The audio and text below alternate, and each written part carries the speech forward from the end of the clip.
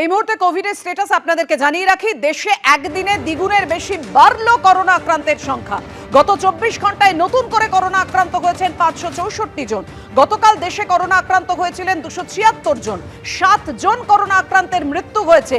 আর বাংলার ছবি যদি দেখেন, রাজ্যে একদিনে করোনা আক্রান্তের সংখ্যা গতকালের তুলনায় বেড়েছে প্রায় 80%। কথা বলবো, সরাসরি আমাদের সঙ্গে রয়েছেন আমাদের প্রতিনিধি সন্দীপ সরকার। সন্দীপ, দেখো ছবিটা একেবারে স্পষ্ট, উদ্বেগ ক্রমশ বাড়ছে। পাশাপাশি দুটো বিষয় আমাদেরকে জানাও, চিকিৎসকরা কি পরামর্শ দিচ্ছেন এবং সরকারের তরফ থেকে কি পদক্ষেপ নেওয়া হচ্ছে? দেখো, প্রথমে সরকারের তরফ থেকে পদক্ষেপের কথায় আসি। গতকালই কেন্দ্রীয় স্বাস্থ্য মন্ত্রকের তরফ থেকে একটি অ্যাডভাইজারি সমস্ত রাজ্য এবং কেন্দ্রশাসিত অঞ্চলকে পাঠানো হয়েছে।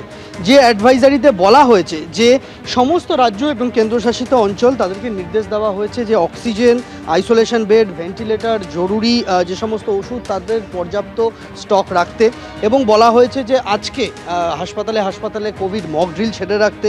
বলা হয়েছে যে শ্বাসকষ্ট রয়েছে এমন রোগীদের বিশেষ নজরদারি চালাতে। বলা হয়েছে ভাইরাসের চরিত্র বোঝার জন্য যারা কোভিড পজিটিভ হচ্ছেন তাদের নমুনা ICMR এর যে ল্যাব রয়েছে রাজ্যে রাজ্যে সেখানে পাঠাতে জিনোম সিকোয়েন্সিংয়ের প্রয়োজনে। দেশবাসীর কাছে আবেদন রাখা হয়েছে যে অসুস্থ থাকলে জনবহুল জায়গায় এড়িয়ে চলুন। শ্বাসকষ্টজনিত সমস্যা থাকলে চিকিৎসকের পরামর্শ নিন এবং নিজেকে আলাদা করে রাখুন। এই রকম নির্দেশ গিয়েছে গতকাল। তারপরে আমাদের রাজ্যের স্বাস্থ্য দপ্তরের তরফে রাজ্যের যে সমস্ত সরকারি মেডিকেল কলেজ এবং হাসপাতাল রয়েছে তাদেরকে নির্দেশ দেওয়া হয়েছে আজ বিকেলের মধ্যে প্রত্যেকের কি কি চিকিৎসা পরিকাঠামো রয়েছে কোভিড চিকিৎসা সংক্রান্ত, যেটা অতীতে বানানো হয়েছিল তার এখনকার অবস্থা কি সেই সম্পর্কে একটি রিপোর্ট প্রস্তুত করে বিকেলের মধ্যে স্বাস্থ্য ভবনকে জানাতে, এবং সমস্ত সরকারি হাসপাতালের এই চিত্রটা এক জায়গায় আনার পর স্বাস্থ্য দপ্তরের তরফে রাজ্য সরকারের তরফে সেটা কেন্দ্রকে জানানো হবে। এই হচ্ছে সার্বিক চিত্র।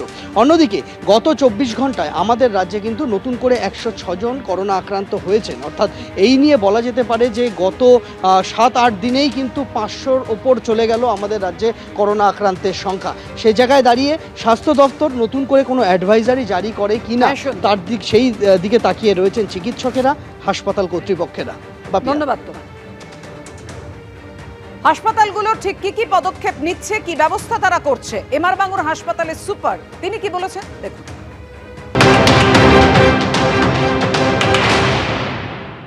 সরকারি নির্দেশ অনুযায়ী এখন আমাদের এই জেলা হাসপাতালেও আগের মতো কোভিড প্রিপেয়ারনেস নিয়ে তার রেডি রাখতে হয়েছে, এবং আমরা একটা ওয়ার্ড অলরেডি করে ফেলেছি যেখানে মোটামুটি 35টা বেডের মেল এবং ফিমেল আপাতত এটা দিয়ে শুরু করা হয়েছে। কেবিনের বন্দোবস্ত যাতে প্রত্যেকটা পেশেন্ট আলাদা আলাদা করে আইসোলেটেড থাকেন।